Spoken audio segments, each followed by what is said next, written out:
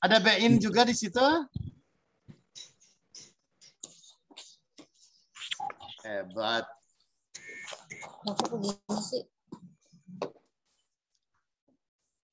Yuk, lanjut. Baik. Ini flashback tadi.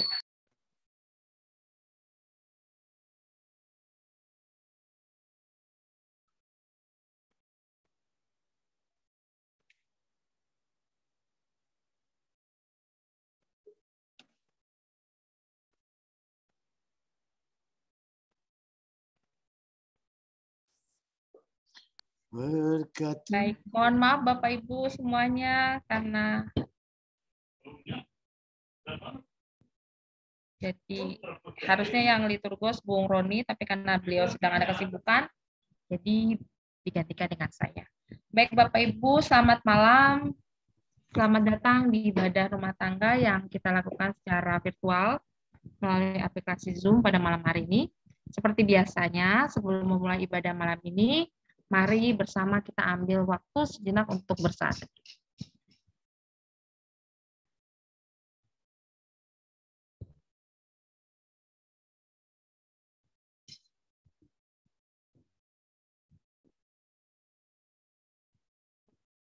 Jemaat yang terkasih, marilah kita memulai ibadah ini dengan bersama dalam panggilan beribadah secara berbalasan. Mari, lihatlah Dia. Amin. Mari, lihatlah Dia. Yang karena anugerahnya kita disembuhkan dan dipulihkan. Mari datang kepadanya. Penyelamat dan Allah kita. Allah mengundang kita semua saat ini untuk memberikan kita air kehidupan untuk jiwa kita semua. Mari bersama kita akan menyanyikan pujian menyenangkan-Mu.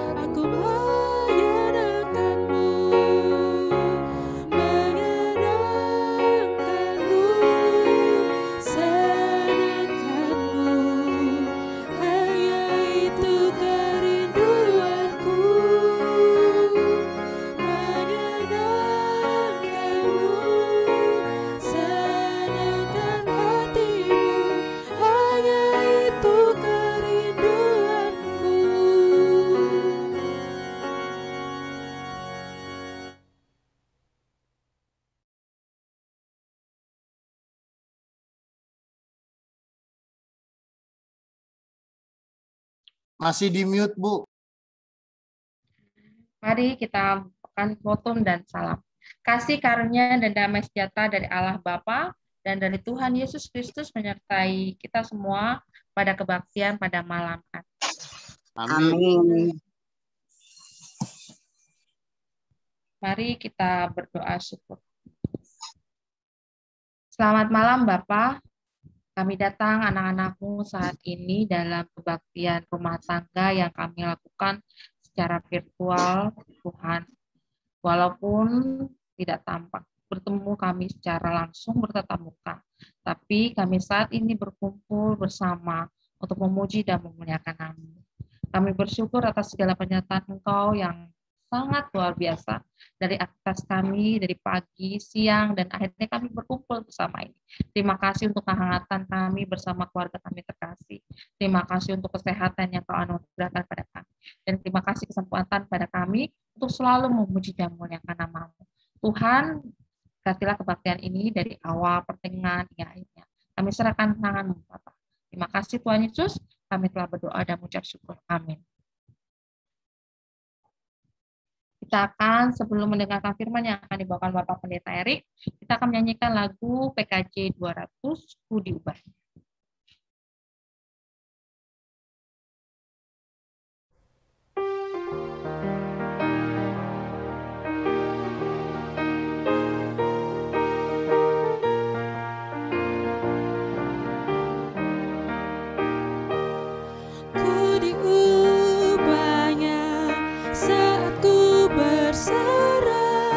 Berserah kepada Yesus, ku diubahnya hingga jadi baru dan menjadi miliknya. Kegemaranlah telah lenyap dan yang baru lebih berkenan. Ku diubahnya saat ku berserah dan menjadi miliknya.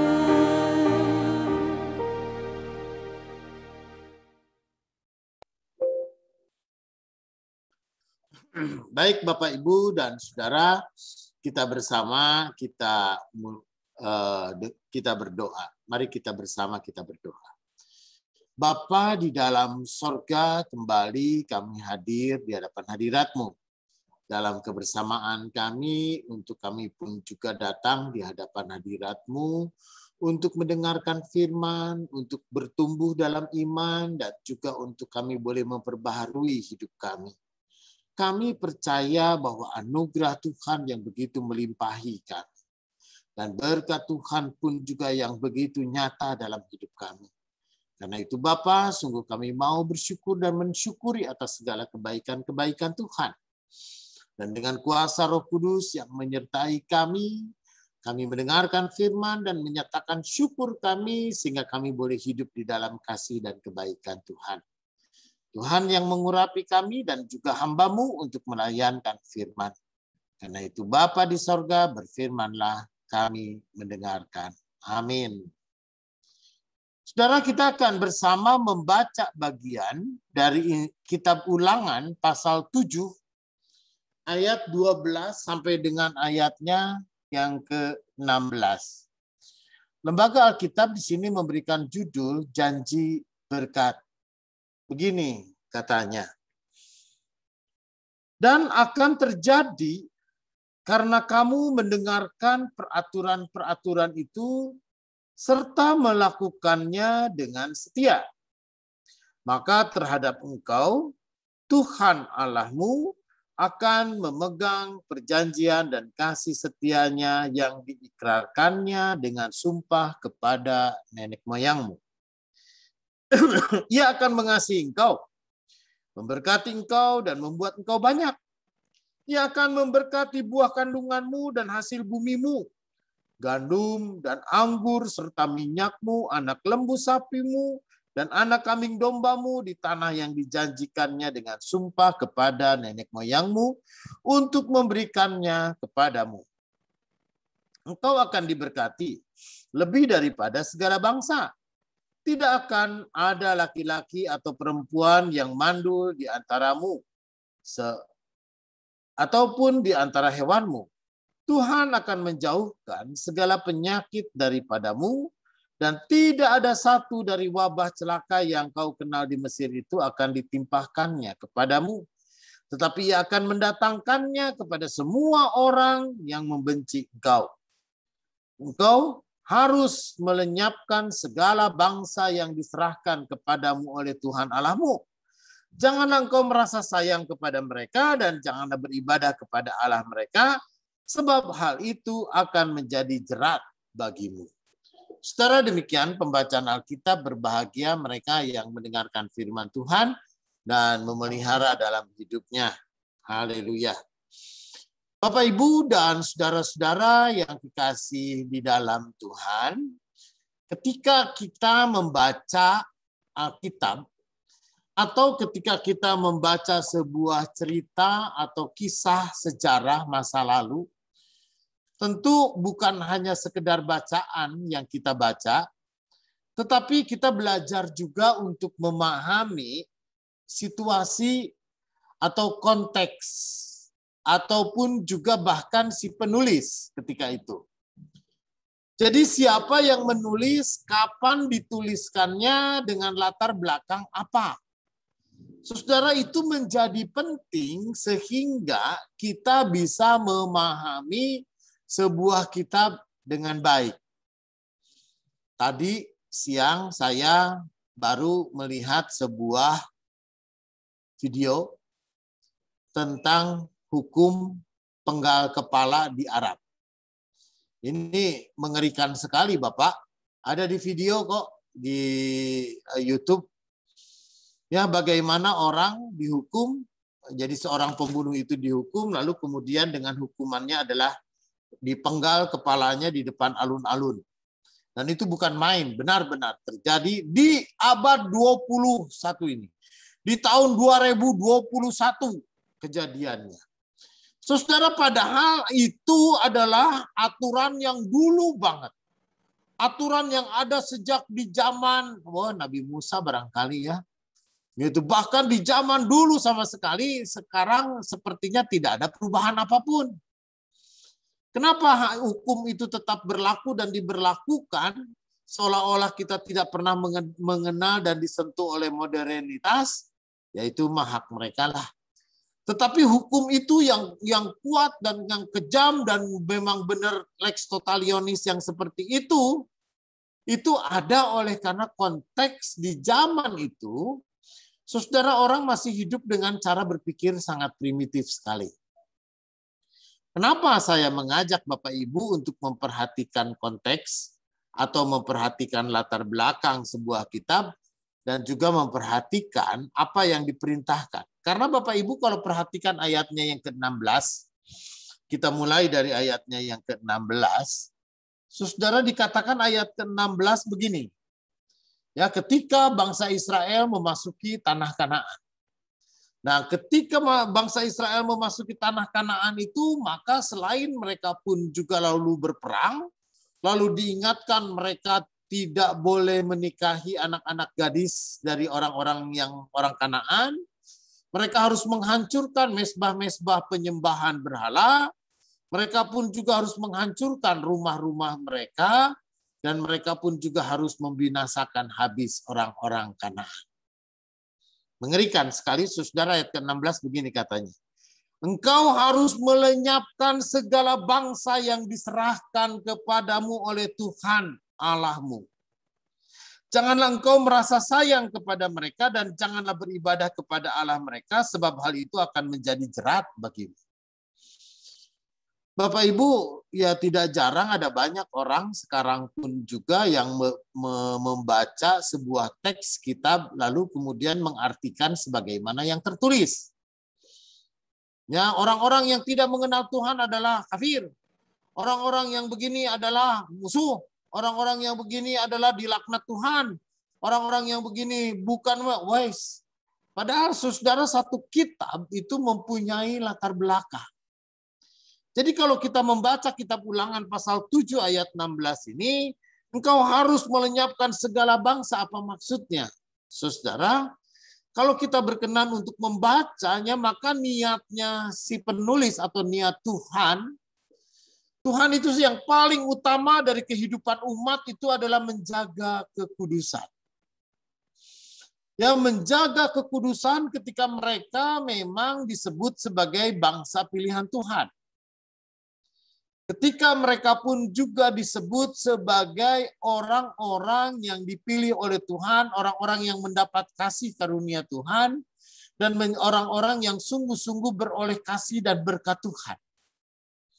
Sehingga orang-orang yang diberkati oleh Tuhan dan orang-orang yang sungguh dipilih oleh Tuhan, maka mereka harus hidup kudus.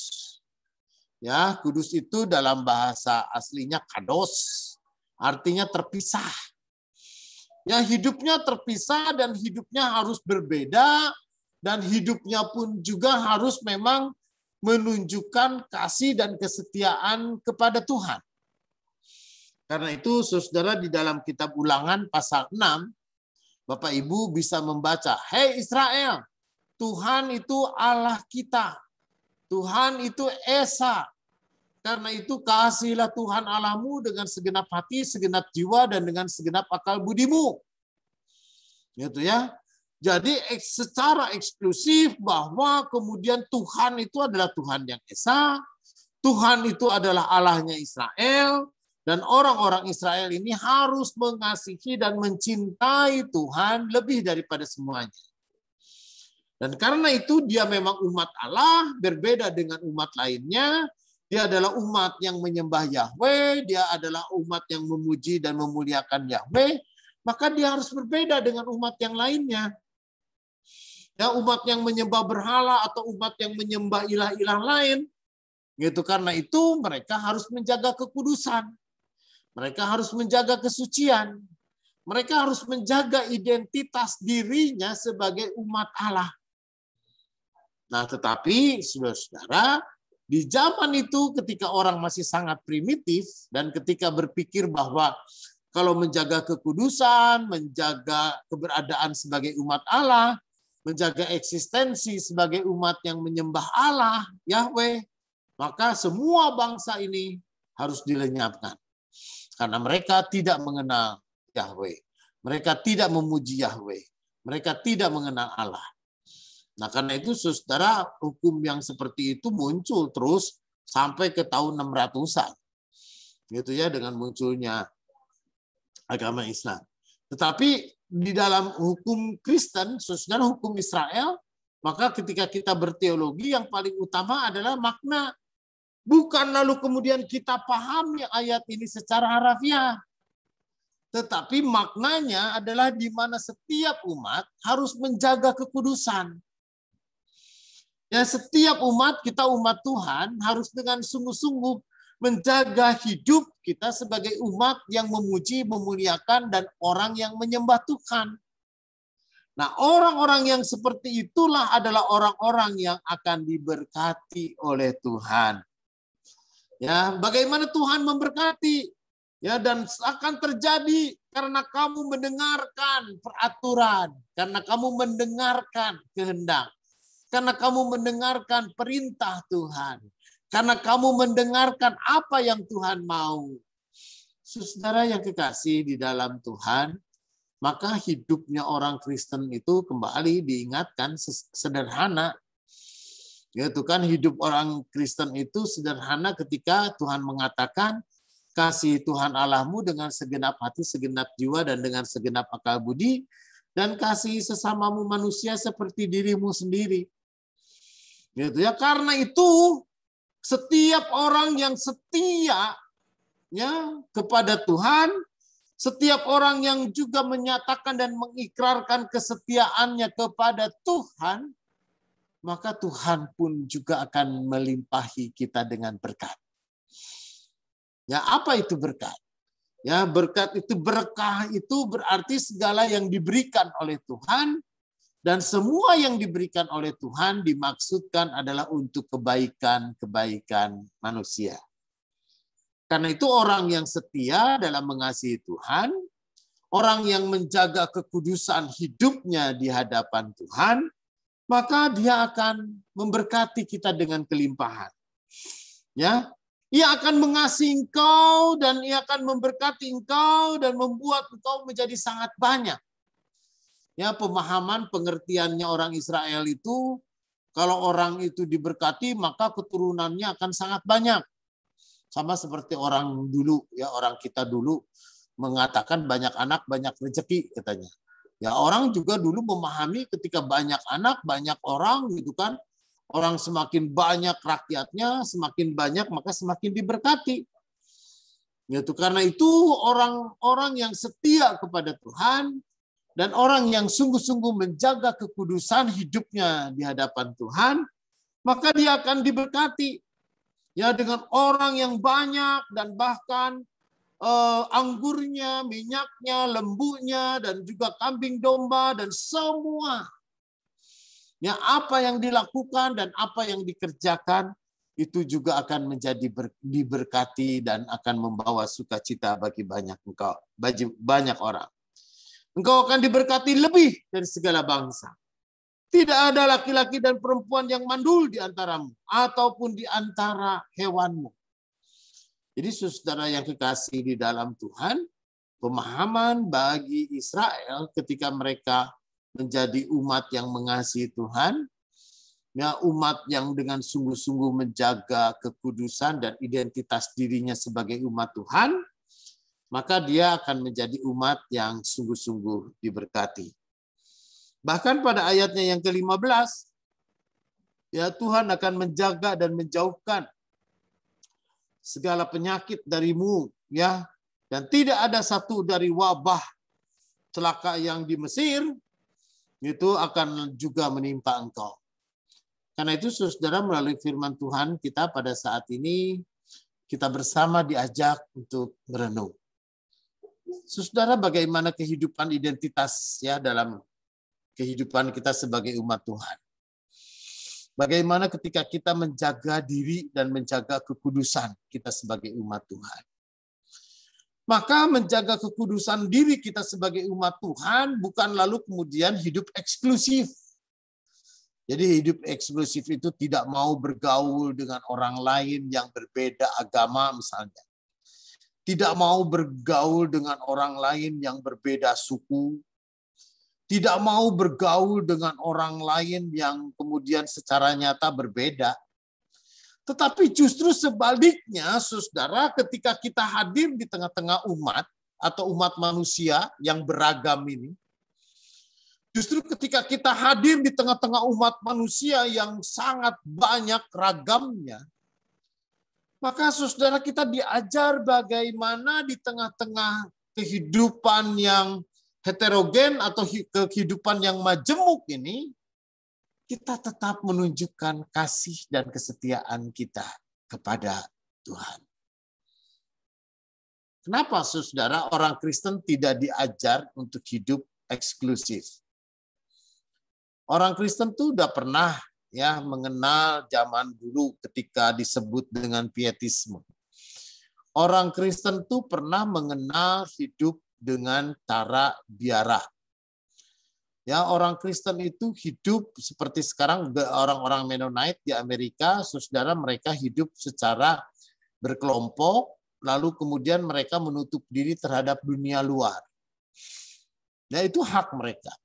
Ya, itu haknya mereka. Setiap orang, saudara, seolah-olah ketika dia hidup menjauhkan diri dari dunianya, seolah-olah lalu ketika dia memisahkan diri dari kebanyakan orang, ketika dia menutup diri untuk tidak bergaul dengan orang yang berbagai macam latar belakang itu, seolah-olah dia bisa menjaga kekudusan dirinya, dia bisa menjaga kehidupannya sebagai umat Allah.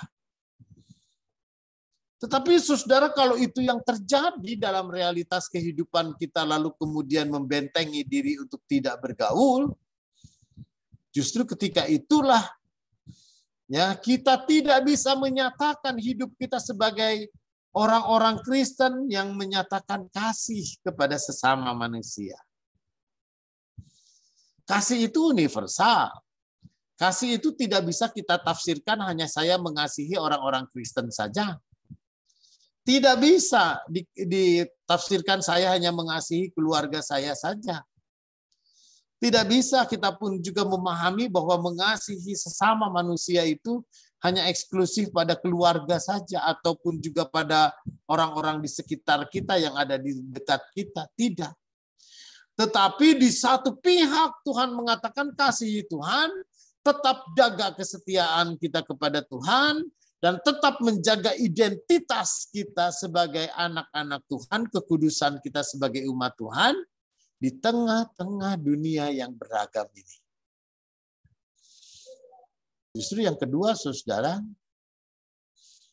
kita di tengah-tengah dunia yang sangat terbuka dan sangat beragam ini, maka kita tahu apa arti pencobaan. Pernahkah Bapak Ibu merenung? Ya, kalau Tuhan tidak menghendaki manusia itu jatuh ke dalam dosa,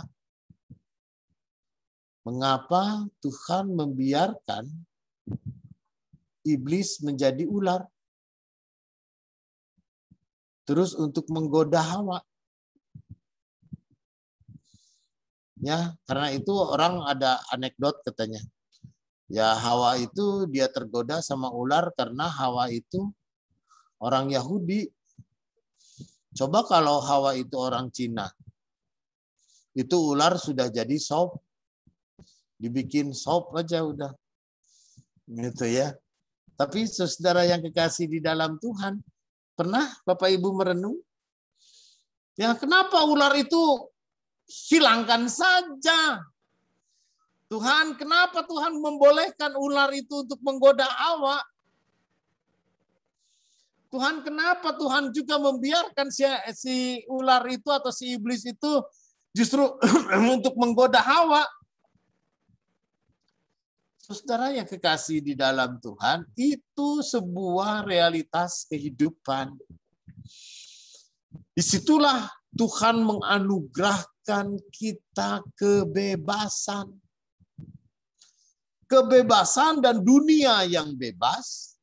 Gitu ya, kalau Bapak Ibu nanti suatu ketika berkenan membaca bukunya Fletcher, gitu, arti dan makna sebuah kebebasan. Jadi kalau tidak ada ular, nggak ada yang bebas. Kenapa? Karena tidak ada pilihan. Kalau tidak ada godaan, Bapak Ibu tidak ada pilihan. Tetapi justru, saudara, ketika ada pilihan, itu maka manusia inilah dikaruniai kebebasan. Ya, ketika manusia bisa memilih, maka manusia mendapatkan kebebasan. Nah, kalau tidak ada pilihan, maka nggak ada bebas. Ya, Bapak Ibu. Tetapi justru ketika orang hidup di dalam keragaman, hidup di dalam kemajemukan, hidup di dalam dunia yang heterogen, betul-betul semuanya serba berbeda, maka kita bisa mengatakan hidup itu adalah pilihan. Nah, ketika kita hadir dan dihadirkan di tengah-tengah dunia ini, maka kita tidak bisa mengatakan bahwa misalkan yang tidak sepaham, yang tidak sehati, yang tidak seiman, tidak boleh hidup. Ini mengerikan sekali. Yaitu saudara, kalau kita memahami ayat ke-16 ini secara harafiah. Tetapi yang dimaksudkan oleh kitab Ulangan ini adalah bagaimana seorang orang Kristen atau orang percaya, saudara, pada perjanjian lama ya, orang yang mengasihi Tuhan, orang yang cinta benar mengasihi Tuhan dengan segenap hati, segenap jiwa, dan dengan segenap akal budi, dia tetap menyatakan kesetiaannya, dia tetap menyatakan kediriannya di tengah-tengah dunia yang terbuka dan di tengah-tengah dunia yang penuh dengan pilihan. Dan itu saudara yang kekasih di dalam Tuhan, melalui firman Tuhan kita pada saat ini, dimanapun kita ada, dan siapapun kita adalah orang yang diberkati Tuhan. Orang yang menerima berkat Tuhan yang berlimpah karena kita adalah orang-orang yang mengasihi Tuhan. Tapi hati-hati. Tapi waspada, jangan kita menggunakan berkat Tuhan atau kebebasan yang Tuhan berikan kepada kita untuk kemudian kita menghancurkan identitas kita sendiri, menghilangkan kekudusan kita sendiri, dengan kita salah memilih dalam hidup kita. Terpujilah Tuhan. Amin. Amin.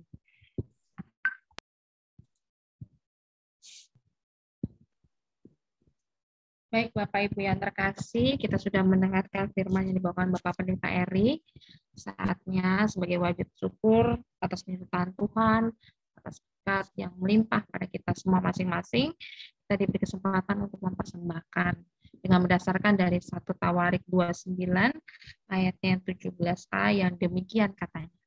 Aku tahu ya Allahku bahwa Engkau adalah penguji hati dan yang berkenan kepada keikhlasan. Maka aku akan mempersembahkan semuanya itu dengan sukarela dan tulus ikhlas. Persembahan Bapak Ibu dapat diberikan pada saat kebaktian minggu, atau jika ingin mentransfer, dapat ditransfer ke rekening yang tertera di layar. Sambil mensyukuri berkat penyertaan Tuhan, mari bersama kita akan menyanyikan pujian dari Kidung Jemaat 393, Tuhan betapa banyak.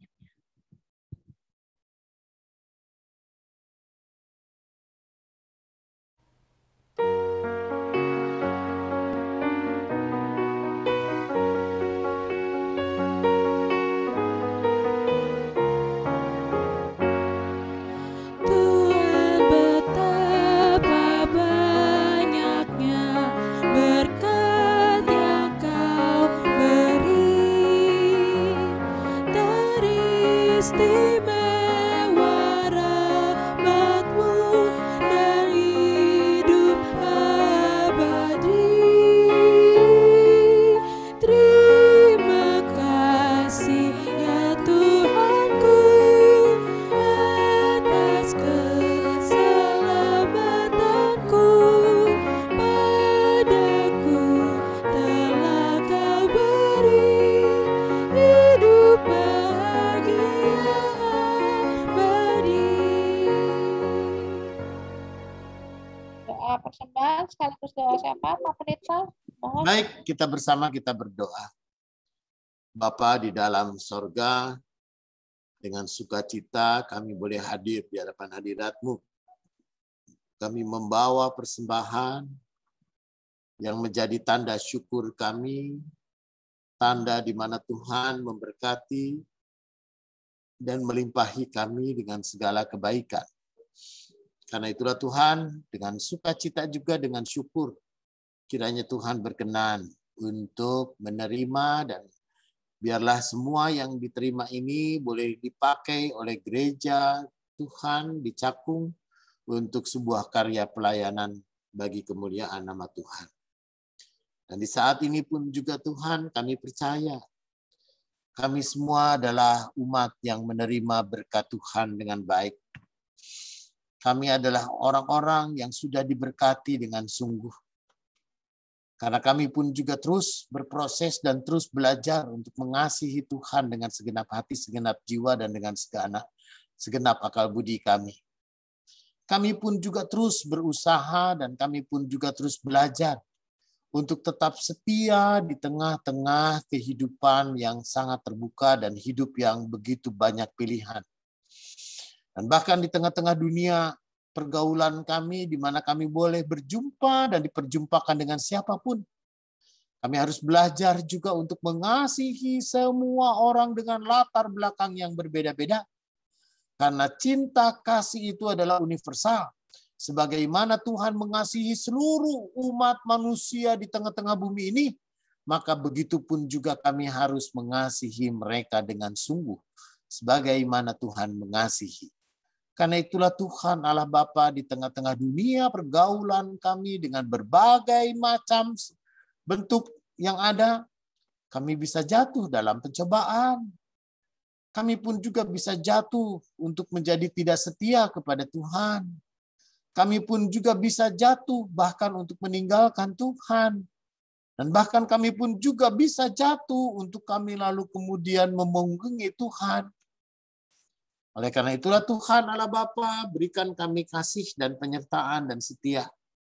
Agar kami boleh tetap setia di tengah-tengah dunia, di tengah-tengah kehidupan yang beragam ini. Kami boleh tetap dihadirkan, agar kami boleh tetap menjaga kedirian kami, identitas kami, dan juga kami boleh tetap setia menjaga diri sebagai umat yang mengasihi Tuhan Allah dengan segenap hati, segenap jiwa, dan akal budi kami. Allah Bapa di dalam sorga, tolong kami di saat ini. Kiranya Tuhan juga yang memberkati Ibu Bono, Tuhan juga yang memberkati Bapak Silitonga, Tuhan juga yang memberkati Oma Sagedi yang sangat lanjut usianya. Dan dalam kelemahan-kelemahan tubuh, kami yakin dan percaya bahwa cinta Tuhan boleh melimpahi setiap kami. Tuhan jugalah yang menjaga mereka dan memulihkan kembali keadaan mereka. Sehingga mereka boleh tetap merasakan kasih Tuhan dalam hidup kami. Dan Tuhan jugalah yang melawat setiap kami. Tuhan yang tahu benar apa yang kami gumuli. Karena itu Bapa, berikan kami pun juga kekuatan dan pengharapan. Dan berikan kami pun juga untuk tetap hidup bergantung sepenuhnya kepada Tuhan. Karena kami percaya bahwa Yesus Tuhan adalah juru selamat kami. Inilah doa kami. Kami naikkan dalam nama Tuhan Yesus. Amin. Amin. Baik Bapak Ibu, kita akan mengakhiri kebaktian kita pada malam hari ini. Mari bersama kita akan menyanyikan pujian dari Kidung Jemaat 427, Kusuka Menuturkan.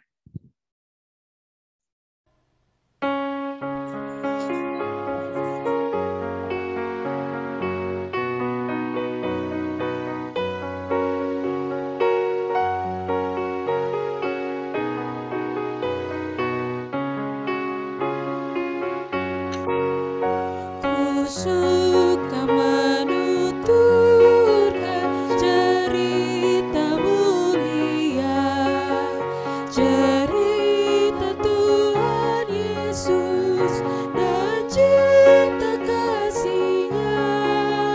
Ku suka menuturkan cerita yang benar, penawar hati rindu, pelipur terbesar.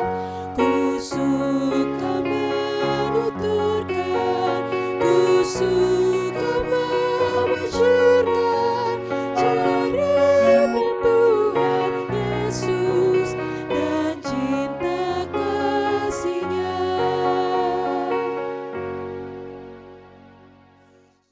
Saat kita menerima berkat Tuhan, kiranya kasih karunia Tuhan Yesus Kristus dan kasih Allah dan persekutuan Roh Kudus menyertai saudara dari sekarang ini sampai selama-lamanya.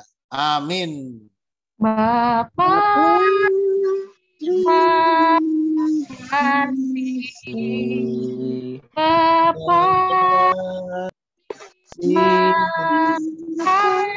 kasih, Bapa tidak ku berterima kasih.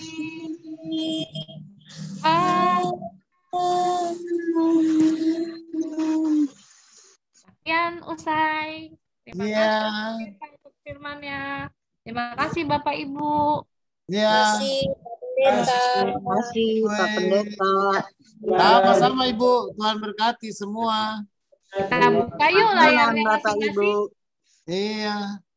Sebelum Ini foto dulu, Brain. kita buka dulu yuk layarnya masing-masing. Ya. Kita mau foto Kita foto dulu. bareng dulu. Broker. Hitung Mas Ben. 2, 3. 1, 2, 3. Ya. Oke, dah boleh ngobrol. Makasih. Rekor. Gitu. Baik, makasih. Pak Thomas ini di Bandung atau di mana nih? Bandung, Pak Pendeta. Wih,